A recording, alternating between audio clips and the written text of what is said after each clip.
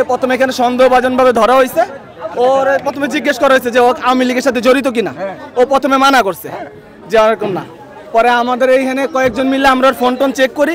Phone check করা মেসেঞ্জারে কোনো কিছু ছিল না, ফুল মেসেঞ্জার ব্ল্যাঙ্ক ছিল। তারপর হোয়াটসঅ্যাপও কিছু ছিল না। পরে লাস্টে অ্যাপ হাইড করা, টেলিগ্রাম হাইড করা। পরে ওইটা ওপেন করাইছি ওকে দিয়া, ওর কাছে নেটও ছিল না। পরে আমরা এক বড় ভাইয়ের থেকে আপনার হটস্পট নিয়ে ওপেন করাইছি। দেখি এখানে অসংখ্য গ্রুপের সাথে, এখানে তো যারা আছে এরা তো কেউ বোধাই না, সবাই সবকিছু চেক করতেছে। তারপর যে ওরাই করেছে, প্রথমে ওর গায়ে কেউ কিছু করে নাই, আস্তে করে ডাইকা নিয়ে ওর একটা পুরো ব্যারিকেড দিয়া কি করা হয়েছে যে ভাই তোমার সম্পূর্ণ ভালোভাবে জিজ্ঞেস করা হয়েছে, কোনো ভয় না কিছু না। ও প্রথম থেকে অস্বীকার। লাস্টে যখন টেলিগ্রাম পাইছে তাও একদম নিচে উপরে যা ডট ডট দিয়ে অনেকগুলি মেসেজ আর উপরে দিয়ে রাখছে যাতে ওই নিচ পর্যন্ত কেউ না যায়। পরে যায় দেখে নিচে 15-20টা চ্যাট মেসেজের পর হ্যাঁ সব হইলো আওয়ামী লীগের পোস্ট।